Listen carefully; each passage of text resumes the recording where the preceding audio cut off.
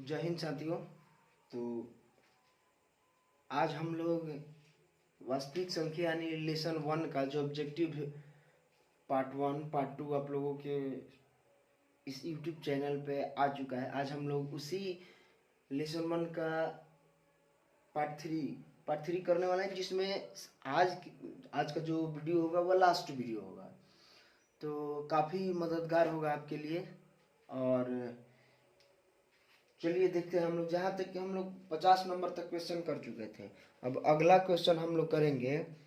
अगला जो क्वेश्चन है हमारा 51 नंबर क्वेश्चन है।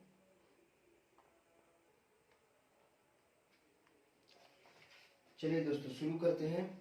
हमारा जो पहला क्वेश्चन है 51 नंबर जो क्वेश्चन है,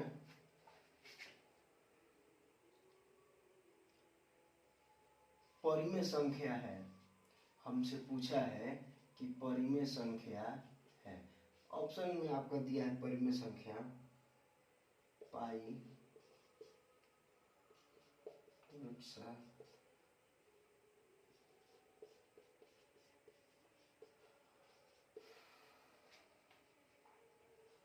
√3/√2। पाई तो होने से रहा।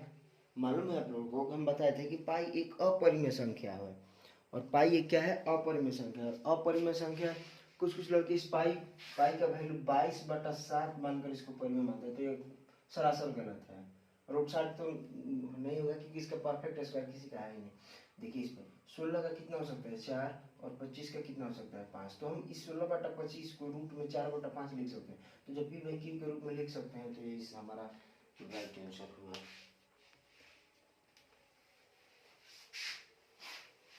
अगला क्वेश्चन है हमारा क्वेश्चन नंबर 52। निम्न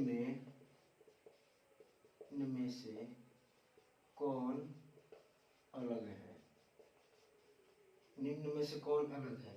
ऑप्शन ए है आपका 3/5, ऑप्शन बी है आपका 16/4, ऑप्शन सी है आपका √2/5 और ऑप्शन डी है आपका 25/4। देखिए अगर इस कंडीशन में ऐसा क्वेश्चन कभी बनता है, तो ऐसा क्वेश्चन यदि बनता है तो हम इस क्वेश्चन को ऐसे लेके चलते हैं, जैसे हमसे क्वेश्चन पूछा कि निम्न में से कौन अलग है, तो हम लोग परिमेय और अपरिमेय के आधार पर इसको देखने की कोशिश करेंगे। तो जब आप देखिएगा तो यह एक परिमेय संख्या है। √4/16 यानी 4/2 तो कट के 2 हो गया, 2/1 ये भी परिमेय संख्या है, ये भी परिमेय संख्या है, लेकिन ये अपरिमेय संख्या है। जी क्या है? अपरिमेय। तो निम्न में से कौन? तो जब तीनों परिमेय तो एक यही ना है जो क्या है, अपरिमेय। तो हमारा ऑप्शन नंबर कौन सा हो जाएगा? ऑप्शन सी हमारा राइट आंसर होगा। चलिए नेक्स्ट क्वेश्चन है हमारा। तो देखिए अगर क्वेश्चन कभी अलग करने की कंडीशन को दे रहा है, जब अलग करने की कंडीशन पे बात करेगा, इसका मतलब हम लोगों को परिमेय और अपरिमेय के हिसाब से देखना होगा। क्वेश्चन नंबर 53 ये क्वेश्चन है हमारा कि 0.32 को p/q के रूप में लिखें।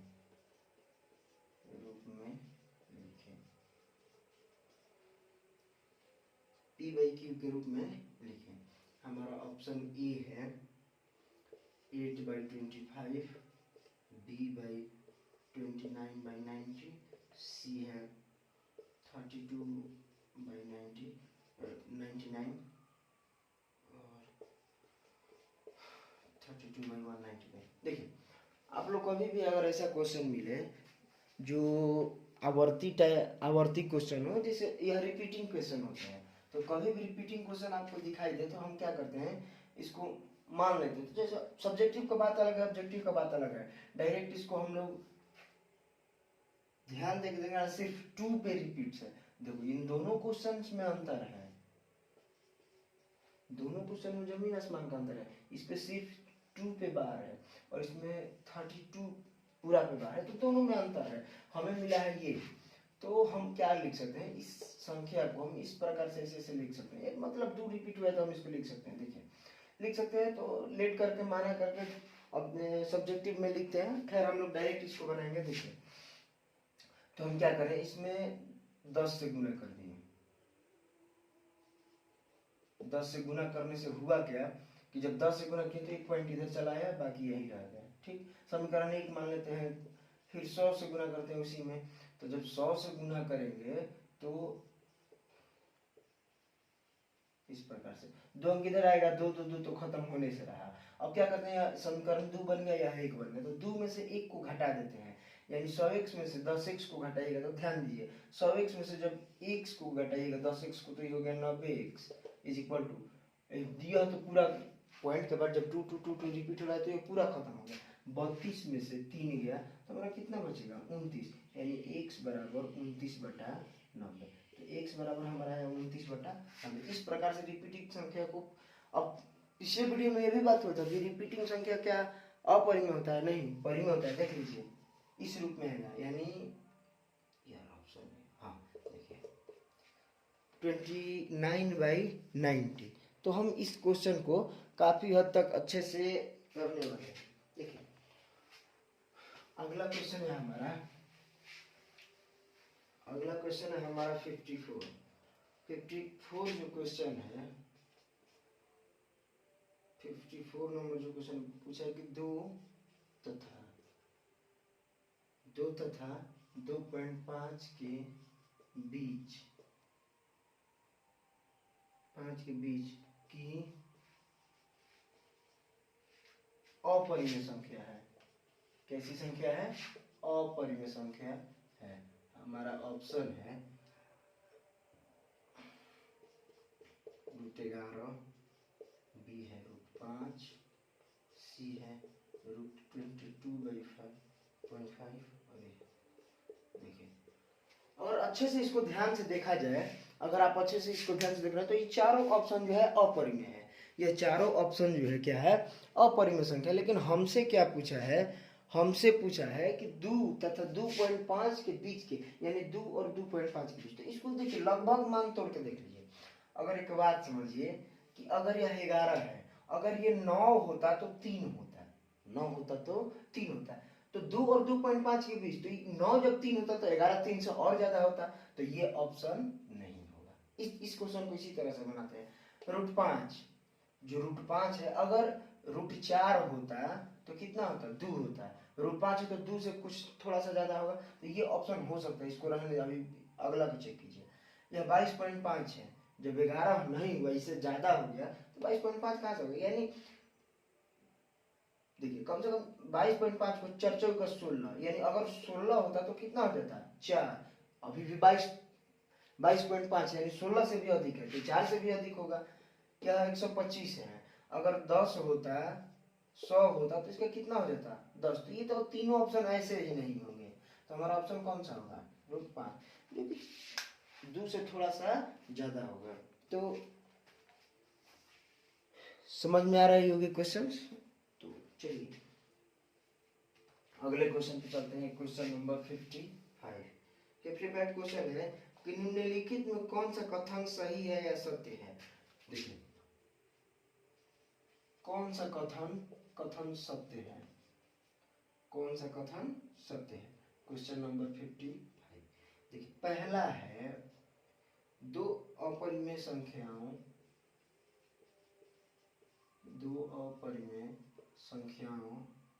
का गुणनफल हमेशा अपरिमेय होता है। 2 अपरिमेय संख्याओं का गुणनफल हमेशा अपरिमेय होता है। ऑप्शन बी है एक परिमेय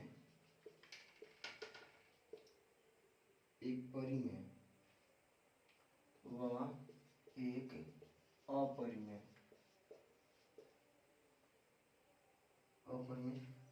संख्या का गुणनफल अपरिमेय होता है। ऑप्शन सी है 2 अपरिमेय संख्या का जोड़ कभी अपरिमेय नहीं हो सकता। ऑप्शन डी है हमारा। एक पूर्णांक तथा एक परिमेय संख्या का जोड़ कभी पूर्णांक नहीं हो सकता। एक पूर्णांक तथा एक परिमेय संख्या का जोड़ कभी पूर्णांक नहीं हो सकता। पूर्णांक नहीं हो सकता। देखिए हम लोग बात करते हैं, मतलब हमको बताएं कि कौन सा कथन सत्य है। क्वेश्चन है कि दो अपरिमेय संख्याओं का गुणनफल हमेशा अपरिमेय होता है। दो अपरिमेय संख्याओं का गुणनफल हमेशा अपरिमेय होता है। तो देखिए कभी कभी ये सब ऑप्शन जो होते हैं, देखिए जैसे हम लोग जिस दो अपरिमेय संख्या लेते हैं, एक लिए 2 और एक लिए √5, तो ये कितना हो गया √10। दो अपरिमेय संख्या का गुणनफल हमेशा अपरिमेय होता है। तो ये दोनों क्या है, अपरिमेय संख्या है, इसका गुणनफल भी क्या है, अपरिमेय है। तो हम लोग क्या करेंगे यहाँ पर, इसको सही मार देंगे। लेकिन अभी भी इसको चेक करना भी आगे जरूरी है। देखिए जब आप इसमें चलेगा, एक परिमेय व एक अपरिमेय संख्या का गुणनफल अपरिमेय होता है। एक परिमेय व एक अपरिमेय संख्या का गुणनफल, जैसे मान लीजिए हम एक ले लिए परिमेय, एक ले लिए अपरिमेय, तो 2√3 हमेशा अपरिमेय होता है। तो कहोगे कि ये भी सही है। अब सुनिए, दो अपरिमेय संख्याओं का जोड़ कभी अपरिमेय नहीं हो सकता। दो अपरिमेय संख्याओं का जोड़, जैसे √3 प्लस √2 का जोड़ कभी अपरिमेय, तो गलत है कहना। हमेशा क्या होगा, अपरिमेय होगा। ये बोला कि कभी अपरिमेय नहीं हो सकता, हमेशा परिमेय होगा। एक पूर्णांक तथा एक परिमेय संख्या का जोड़ कभी पूर्णांक नहीं हो सकता। क्यों नहीं हो सकता, एक पूर्णांक जैसे मान लीजिए हम ले लिए 3 तथा एक परिमेय संख्या, तो परिमेय संख्या कौन होता है, कोई भी होता है, 5 का जोड़ कभी पूर्णांक नहीं हो सकता, 8। तो ये भी कहना गलत है।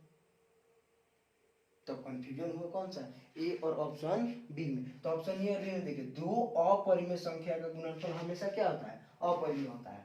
और एक परिमेय व एक अपरिमेय संख्या का गुणनफल एक अपरिमेय होता है। दो अपरिमेय संख्या का गुणनफल हमेशा, देखिए जैसे हम ले रहे हैं, एक संख्या ले लिए 2, अपरिमेय है, गुना एक संख्या ले लिए, जैसे मान लीजिए कितना 18, ये भी अपरिमेय है। जब दोनों का परफेक्ट स्क्वायर है, जब दोनों को गुना कीजिए तो हम 18 दूनी 36 लिख सकते हैं, और 36 का क्या लिख सकते हैं, 6। तो एक बात बताइए, दो अपरिमेय संख्या का गुणनफल हमेशा अपरिमेय होता है। अपरिमेय भी होता है और परिमेय भी होता है। तो ये भी ऑप्शन यहाँ से क्या हो गया, गलत हो गया।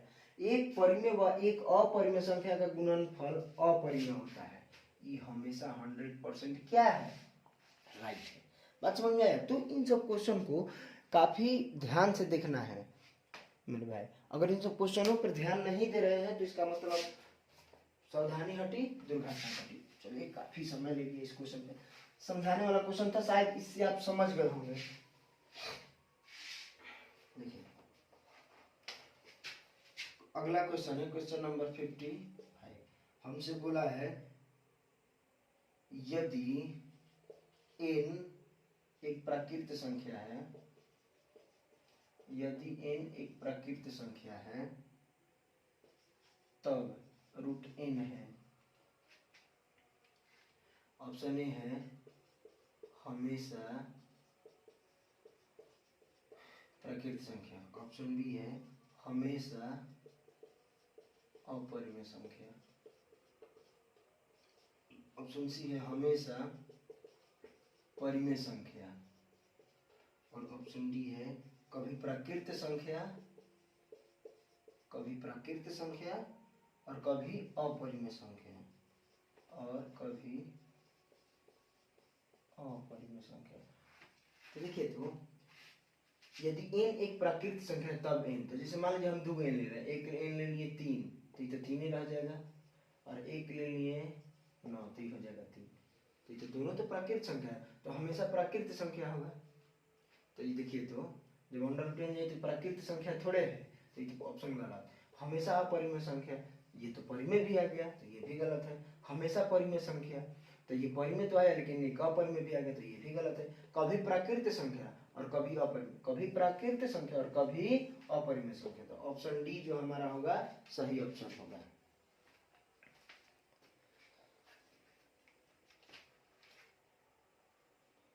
चलिए आगे क्वेश्चन पे चलते हैं। Question number 56। क्वेश्चन नंबर 56 तो हो गया। 57 बढ़िया बढ़िया क्वेश्चन है, ध्यान दीजिएगा। यदि प्रथम 13,986 अभाज्य संख्याओं का योग, अभाज्य संख्याओं का योग इन है। क्या है? इन है। तो इन हमेशा भाज्य होगा। तो इन हमेशा भाज्य होगा। तो इन हमेशा भाज्य होगा। सी मतलब 4 ऑप्शन दिए आपको। इन हमेशा किससे भाग होगा? बी 4, सी 8 और डी इनमें से कोई नहीं। यदि प्रथम 13,986 अभाज्य संख्याओं का योग, देखिए कितने अभाज्य संख्या हैं, यानी जो अभाज्य संख्याओं का संख्या है मतलब 13,986 अभाज्य संख्या है। तो यदि प्रथम 13,986, तो एक बात देखिए दोस्तों, आप लोग को मालूम होगा कि जब हम शुरुआत करते हैं तो किससे करते हैं? 2 3। पहले वीडियो में भी हम बात किए हैं कि सबसे छोटी जो अभाज्य संख्या होती है वो 2 होती है। तो 2 3 5 7 11 13, ऐसे करते करते कहाँ तक, मतलब 13,986 तक नहीं, 13,986 संख्या इतना लिया है। तो देखिए अब हम क्या करेंगे कि जब देखो शुरुआत के 2 संख्याओं को जोड़ते हैं तो 2 और 3 कितने हो गए? 5। 3 को जोड़ते हैं 5 सॉरी 2 + 3 + 5 यानी कितने हो गए? 10। तो देखिए 2 बातें समझिए यहाँ पे। अगर हम संख्या को लेते हैं, 2 बातें यहाँ पर समझने वाली ये है कि जैसे इसमें एक बात समझिए। देखिए इसमें सिर्फ सम संख्या एक ही है। सम संख्या कौन सा है? सिर्फ एक ही है। अब इनमें से आप कोई सा भी, जितने भी देखिएगा, जितने अभाज्य संख्या होंगे सारे विषम संख्या होंगे। सारे क्या होंगे? विषम संख्या होंगे। तो जितने भी विषम संख्या होंगे किसी को उठा के देख लीजिए। जैसे मान लीजिए हम 3 और 2 को जोड़ दिए तो कितना हो गया? 5। 5 और 2 को जोड़ दिए तो कितना हो गया? 7। तो कहने का अर्थ ये है कि जब इन सारे संख्याओं को जोड़ोगे, जब सारे संख्याओं को, तो सारे का योग क्या होगा? विषम। क्या होगा? विषम। मतलब ये कोई फिक्स नहीं है कि विषम सम भी हो सकता है, लेकिन किसी भी सम के साथ यदि विषम को जोड़ देंगे तो आने वाला रिजल्ट भी क्या होता है? विषम होता है। किसी विषम संख्या को विषम के साथ जोड़ देंगे तो आने वाला रिजल्ट जो होता है क्या होता है? विषम होता है। और विषम संख्याओं में देखिए तो ना ही 6 से भागा दिया जा सकता है, ना ही 4 से और ना ही 8 से। तो इनमें ऑप्शन हमारा ऑप्शन कौन होगा? None of this. तो ऐसे क्वेश्चन इस प्रकार से किए जाते हैं। मतलब देखो सबसे छोटी अभाज्य संख्या 2 है, बाकी सब जितनी है विषम संख्याएं हैं। तो आप इन चीजों को समझ सकते हैं। अब ये भी बात ध्यान रखिएगा कि 2 को जोड़िएगा तो 7 5 12 11 7 18 13 11 24, तो सब सम संख्या बनते जा रहे हैं। लेकिन 3 जोड़िए 7 5 12 3 15 11 7 18 18 5 23। तो जितने भी सारे संख्या होंगे सभी विषम आएंगे, और विषम में सम को जोड़ेंगे तो विषम ही रहेगा, और विषम किसी से विभाजित नहीं होता है। देखिए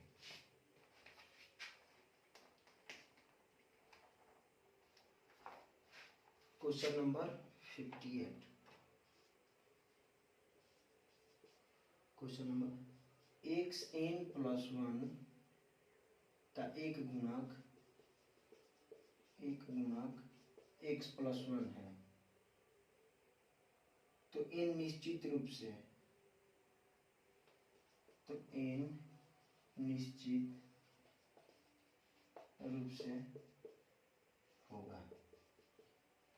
ऑप्शन ए है आपका एक विषम पूर्णांक,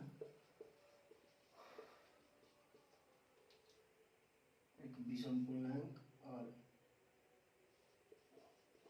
एक सम पूर्णांक, सी एक ऋणात्मक पूर्णांक, एक ऋणात्मक पूर्णांक और डी है एक धनात्मक पूर्णांक।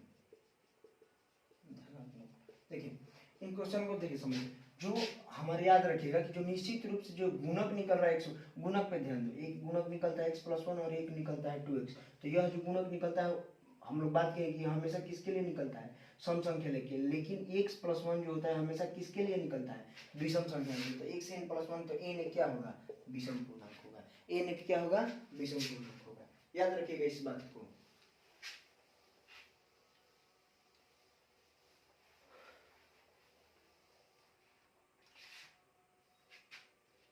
अगला क्वेश्चन है संख्या रेखा, नंबर लाइन, संख्या रेखा पर प्रत्येक बिंदु प्रदर्शित करता है। संख्या रेखा पर प्रत्येक बिंदु प्रदर्शित करता है। सभी लोगों को मालूम होगा कि क्या करता होगा। ऑप्शन में, इसमें ऑप्शन की जाने की जरूरत नहीं है। एक वास्तविक संख्या, आप लोग को मालूम है कि जो नंबर लाइन बनता है, इधर ऋणात्मक इधर धनात्मक, तो जितने भी धनात्मक और ऋणात्मक के जितने भी संग्रह होते हैं सारे वास्तविक संख्या कहलाते हैं। तो आप लोग को मालूम होगा हमेशा कि संख्या रेखा प्रत्येक बिंदु पर एक वास्तविक संख्या प्रदर्शित करता है।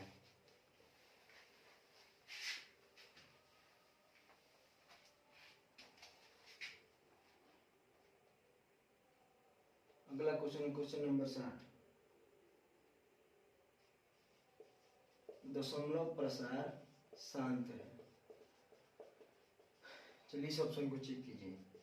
11/700, बी में 91/2100, सी में 343/2^3 × 5^3 × 7^3 और डी में से कोई नहीं। देखो एक बात याद रखना, अभी तक तो ऐसा कोई एग्जांपल मिला था नहीं, पीछे तक तो हम बोले थे, बाद में बताएंगे।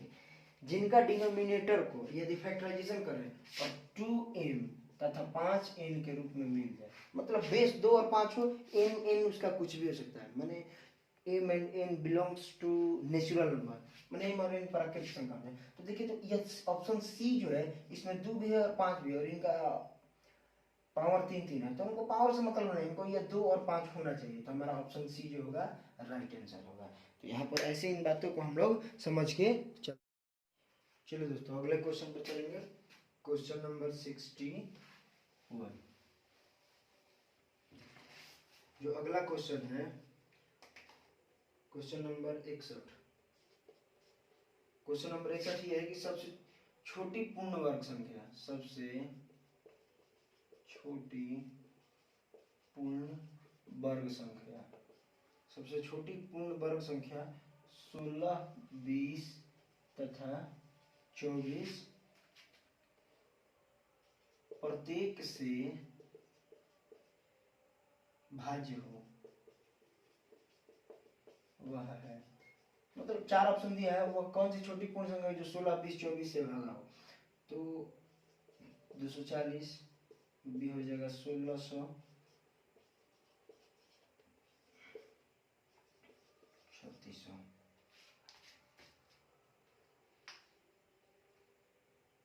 वह सबसे छोटी पूर्ण वर्ग संख्या जो 16, 20 तथा 24 प्रत्येक से भाज्य हो, वह है।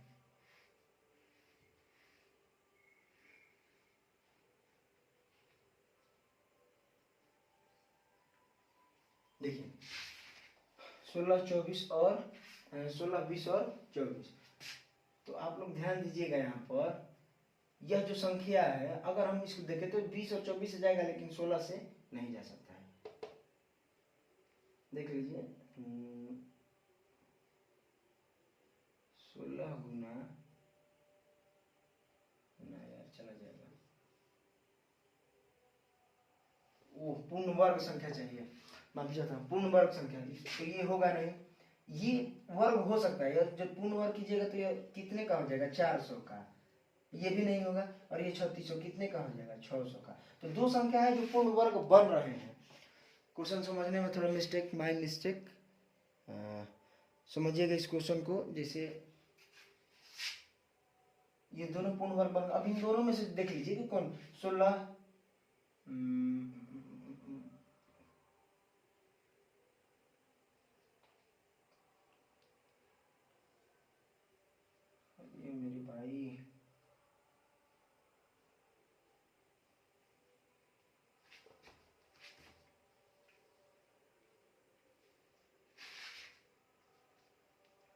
24 होते जाएगा।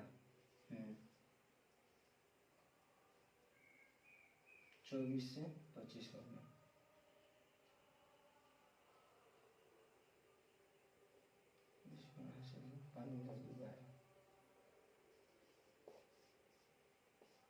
चौबीस से जाएगा, ठीक। 20 से भी जाएगा, 16 से देख लीजिए, 16 16 48, 10 में से 8 गया, 2 हासिल कर दिए, 5 में से यार नहीं जा रहा है।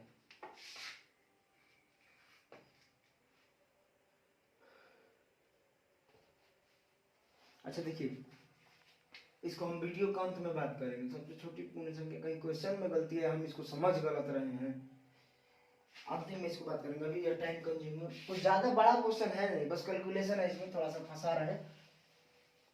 अब हमारा फंडा ये है कि हम एक क्वेश्चन में फंस जाते हैं तो अगला में बहुत मुश्किल होता है, कितना भी आसान क्यों ना, कॉन्फिडेंस की कमी आ जाती है। तो अभी इसको बाद में बात करेंगे। अगला क्वेश्चन है 62, और 62 नंबर क्वेश्चन है कि दो संख्याओं का लघुत्तम समापवर्त, दो संख्याओं का लघुत्तम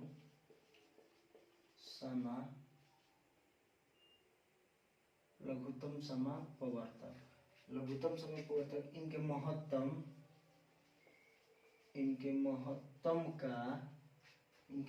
का 14 गुना है। इनके महत्तम का क्या है? 14 गुना है। लघुत्तम समापवर्त यानी जो एलसीएम तथा एचसीएफ, एलसीएम तथा एचसीएफ का जोड़ 600 है। यदि एक संख्या 280 है, एक संख्या 280 है तो दूसरी संख्या ज्ञात करें। ऑप्शन ए है हमारा 40, बी है 80, सी है 120, डी है 20। तो देखिए हम लोग इस पे ध्यान देंगे कि हमसे बोला ये है कि दो संख्याएं, दो संख्याओं का लघुत्तम समापवर्त, दो संख्याओं का लघुत्तम समापवर्त इनके महत्तम का 14 गुना है। तो आप एक बात समझिए, तो देखिए जो लघुत्तम जो है महत्तम का 14 गुना है, तो यह मान लीजिए कि एलसीएम है और यह क्या मान लीजिए कि एचसीएफ है। तो जो देखिए दो संख्याओं का लघुत्तम, जो लघुत्तम है महत्तम, तो जैसे मान लीजिए एचसीएफ x है, तो यानी यह एलसीएम कितना है? 14 गुना है, तो 14x।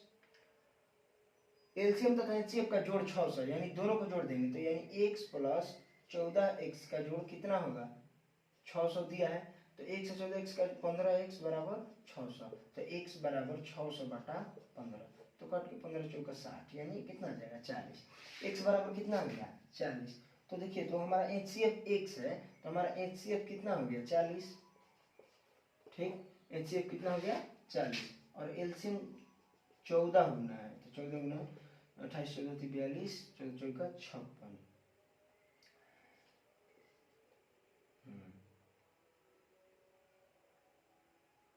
560।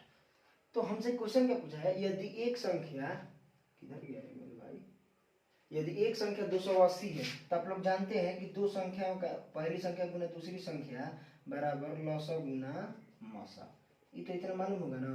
तो दो संख्या यानी इसमें से एक संख्या 280 है, तो इधर जाकर 280 भागा कर देगा, तो जाहिर सी बात है कि दूसरा संख्या निकल जाएगा। तो हमारा एलसीएम और एचसीएफ कितना है? तो हमारा एचसीएफ है 40 और एलसीएम है 14 गुना 40 चाहे 560, 14 गुना 40। तो देखिए 1 0 से 1 0 कैंसिल आउट हो गया, 14 दूनी 28, 2 दूनी का 4, 40 दूनी 80। समझ में आया सभी लोगों को? 40 दूनी 80, हमारा ऑप्शन बी हो जाएगा करेक्ट आंसर। अगला क्वेश्चन है क्वेश्चन नंबर 63। थोड़ा सा भी क्वेश्चन थोड़ा सा कॉन्सेप्चुअल था, कोई भारी भी नहीं था। क्वेश्चन नंबर 63 देखिए, दिया है संख्या 4 3 को, क्वेश्चन नंबर 63 4/3 को P/Q के रूप में लिखा जा सकता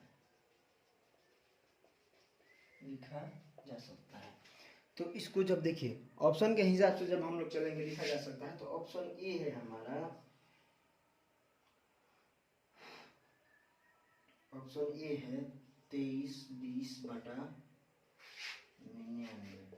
ऑप्शन बी है 23/43/100। ऑप्शन सी है 23/43/999। और ऑप्शन डी है 23/20/999। एक बार चेक करें, देखिए हम बोले हैं आपको कि हम इस चीज को इस प्रकार से यह जब दिया है तो हम इसको 43 रिपीट हम अप टू इन्फिनिटी तक कर सकते हैं। तो देखिए इनमें कीजिए क्या कि 100 से गुना कर लीजिए।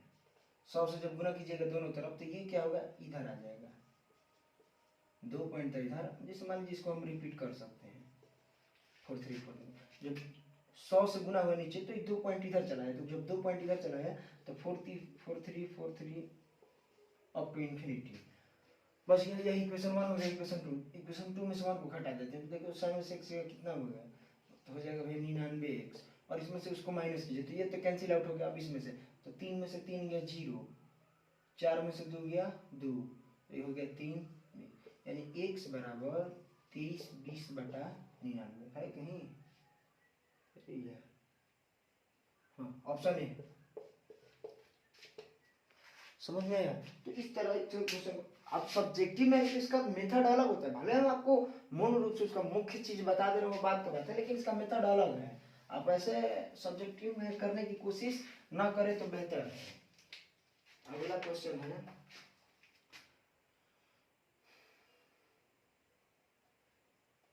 अगला क्वेश्चन है 64, और 64 वही क्वेश्चन है xn+1 एक गुणक है, तो x+1 है। अभी जो पीछे बचा गया है बताएं कि जो n होता है वो विषम होता है। तो ये क्वेश्चन दोबारा सेम क्वेश्चन है, छोड़िए इसको। क्वेश्चन नंबर 65, 6x4 x⁴ तथा 12xy का महत्तम समापवर्तक है। एक बात याद रखना दोस्तों, ऑप्शन है आपका 6x²। ऑप्शन ठीक है लिख तो रहे हैं, लेकिन इस में ऑप्शन की जरूरत नहीं है, आप इसको डायरेक्ट फोड़ सकते हैं। और ऑप्शन डी है 6xy। देखिए दोनों को लीजिए, 6x4 और एक है 12xy, दोनों एक दूसरे के साथ क्या करता है, गुना करता है। ठीक है, महत्तम समापवर्त हमको क्या, महत्तम समापवर्त यही होता है, मतलब HCF, हाईएस्ट कॉमन फैक्टर। इन दोनों में ज्यादा से ज्यादा कौन फैक्टर है जो इन दोनों को घटा सकता है। तो हम क्या करेंगे, कॉमन ले लेंगे। तो जब यही कॉमन लेंगे 6 और 12, तो इसे 6 कॉमन ले सकते हैं। x⁴ x यहाँ पर अकेले x ले सकते हैं, क्योंकि दोनों में होना चाहिए। यह y है तो y 6xy, यह कॉमन हो गया। और जो भी यहाँ पर आएगा उसको 6xy तो कर सकता है। तो हमारा ऑप्शन कौन सा रहेगा, ऑप्शन नंबर हमारा D is the right answer. चलिए आगे समझते हैं इस कहानी को। क्वेश्चन नंबर है 66 जो क्वेश्चन है, क्वेश्चन है कि √10 गुना √15 बराबर है, किसके बराबर है भैया। तो ऑप्शन ए है हमारा 5√6, ऑप्शन बी है हमारा 6√5, ऑप्शन सी है हमारा √30, और ऑप्शन डी है हमारा ऑप्शन 25। देखिए √10 और √15 को हम जब गुना कर देंगे तो कितना हो जाएगा, √150। और आप लोग को मालूम होगा ये तो उतना है नहीं, ये तो उतना है नहीं। आप लोग मालूम होगा इसको हम डायरेक्ट कैसे करते हैं। देखिए जो बाहर होता है दोस्त, उसको याद रखिएगा, जो बाहर होता है उसको 2 बार गुना करके अंदर कर देते हैं। जैसे 6√5 है तो इसको गुना करेंगे 2 बार, 36 गुना 5। जब इसको हम ऐसे कर देंगे तो ये दोनों अंडर। देखिए तो गुना करने से 150 आएगा, नहीं आने वाला है। इस 5√6 को। अगर तुम दोनों इस ऐसी संख्या को रूट में ले जाते तो इसको 2 बार गुना कीजिए, 5 5 25, क्योंकि 2 बार अंदर रहा होगा तब ना बाहर आया होगा। 5 5 25 6 का 150, यानी 25 में 6 से गुना कीजिएगा 150। Option A is the right answer. तो ये सब क्वेश्चन देखिए ज्यादा लेने लगे देखिए और एकदम टिक मार के आगे बढ़िए। अगला क्वेश्चन है हमारा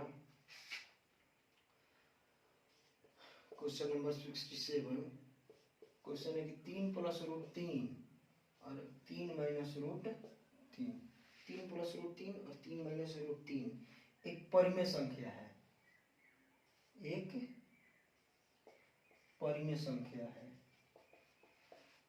अब एक परिमेय संख्या है तो आपको बताना है कि ऑप्शन इसका क्या होगा, कि परिमेय संख्या है कि नहीं है। सी में कहा नहीं जा सकता, कहा नहीं जा सकता। और ऑप्शन डी जो है हमारा ए और बी दोनों। एक बात याद रखना, ऑप्शन डी कभी भी नहीं होगा, ऑप्शन डी कभी भी नहीं होगा। इसलिए नहीं होगा ऑप्शन डी कि कोई एक संख्या परिमेय और अपरिमेय, ऐसा थोड़ी होता है कि कोई एक ही संख्या हमेशा परिमेय और अपरिमेय दोनों हो जाए। तो यह कंडीशन कभी भी नहीं बनेगा, बनेगा नहीं बनेगा।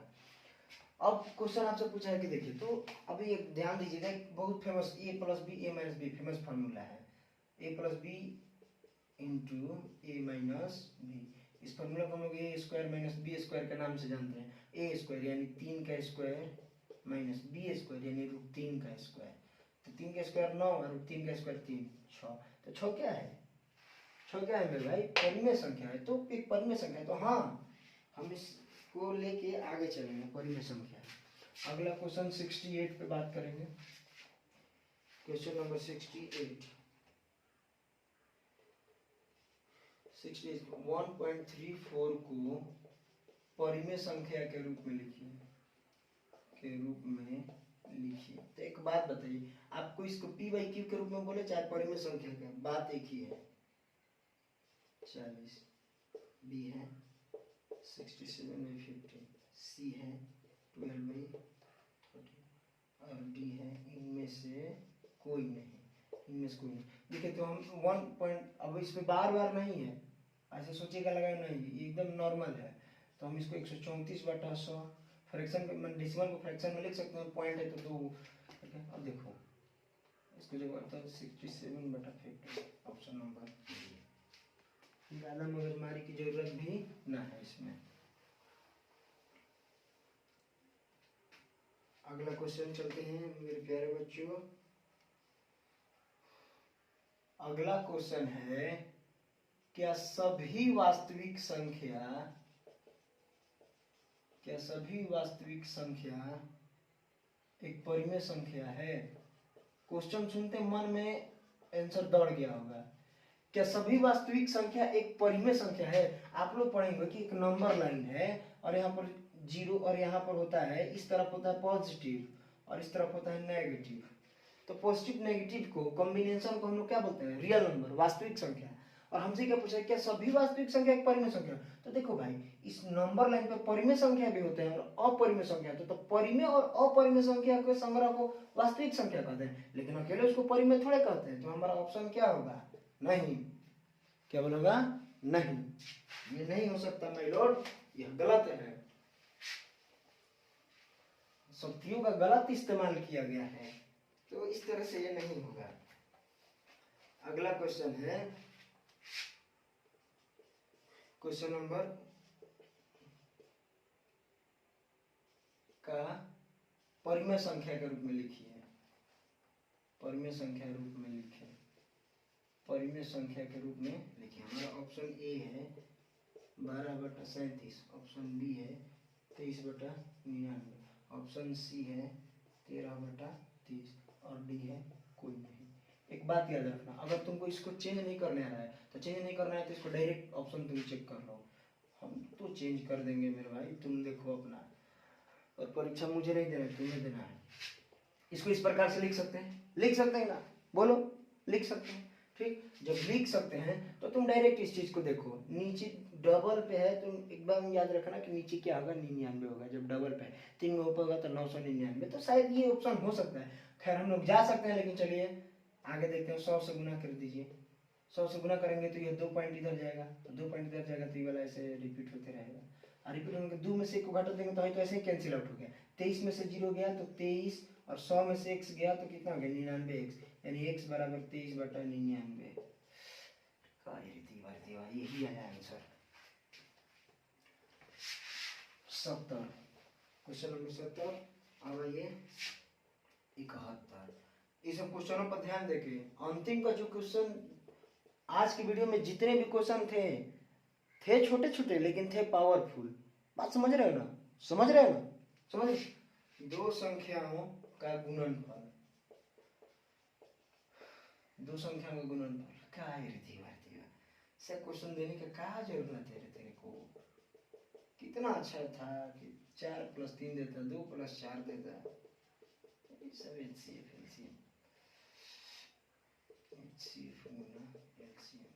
आंसर मिल गया होगा। इतने देर से आ रहे हैं भाई, आंसर मिल गया होगा। दो संख्याओं का गुणनफल, दो संख्याओं का गुणनफल वही होता है जो उन संख्याओं के एचसीएफ और एलसीएम के गुणनफल के बराबर होता है ना। 72 7 3√2 है, और हमसे पूछा है क्या है? ऑप्शन ए है परिमेय, ऑप्शन बी है अपरिमेय, आगे जाने की जरूरत भी ना है, भिन्न संख्या, और ऑप्शन डी है पूर्णांक। नहीं तो भिन्न संख्या, नहीं परिमेय, नहीं पूर्णांक, तो कौन सा संख्या है? अपरिमेय। परिमेय और अपरिमेय, यह तो अपरिमेय, और परिमेय अपरिमेय का योग हमेशा अपरिमेय होता है। पूछा है कि परिमेय संख्या है, क्वेश्चन नंबर 73 में परिमेय संख्या है। हमारा ऑप्शन है √5, 2√3, 4 - √5, और डी है √16। अपरिमेय अपरिमेय अपरिमेय, ये तीनों ऑप्शन में नहीं हो सकता। 4/8 परिमेय, ऑप्शन। चलिए अगले क्वेश्चन पे चलते हैं।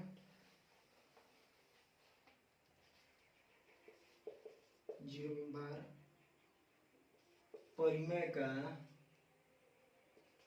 और ये क्वेश्चन हमारा लास्ट क्वेश्चन है। कौन सा क्वेश्चन? 74 नंबर लास्ट क्वेश्चन है का परिमेय रूप का लघुत्तम रूप है। जो लड़का अगर इसको चेंज करना जानते होंगे तो इसका डायरेक्ट मान याद रखे होंगे, नहीं याद है तो देख लीजिए इस तरीके से 3 3 3 3 हम लोग रिपीट कर सकते हैं, इसको रिपीट कर सकते हैं। अगर नहीं तुम गलत हो, तुम गलत हो। इसके लिए मैं कोर्ट में भी गवाही दे सकता हूँ। इसको हम लोग रिपीट कर सकते हैं। इक्वेशन 1 10x से गुना कर दीजिए, तो जब 10 से गुना कीजिएगा तो 3.333 इस तरह से रिपीट कर देगा। इक्वेशन 2 में से को घटा है तो कैंसिल आउट हो गया। 3 में से 3, 10 में से गया 9x, x बराबर 3/9 कट के 1/3, क्या हो जाएगा 1/3। ऑप्शन में है जी हाँ, ऑप्शन नंबर सी। माफी चाहता हूँ ऑप्शन नहीं लिख पाया, जल्दी जल्दी खुशी के मारे, ऐसी खुशी क्या कीजिएगा। तो प्यारे बच्चों, आज का ये सेशन समाप्त हुआ यहीं पे। कहने का अर्थ ये है कि हम लोग परिमेय संख्या के जितने भी अब तक के आए हुए 2023 के जितने भी प्रीवियस ईयर क्वेश्चंस थे हम लोग कर चुके हैं ऑब्जेक्टिव। अब हम लोग कल जो सेकेंड लेसन है उसका कोशिश करेंगे कि 2 वीडियो में ख़त्म हो जाए, ज़्यादा लंबा करने की जरूरत नहीं है। इंपॉर्टेंट क्वेश्चन को करने की हम लोग कोशिश करेंगे, बहुत फायदेमंद होने वाला है। इस वीडियो को देख लीजिए, इससे बाहर कुछ नहीं, इससे बाहर कुछ नहीं। आप इस गोल्डन चांस को मिस मत कीजिए। Thank you. वीडियो पसंद आए तो सब्सक्राइब मत कीजिए। धन्यवाद।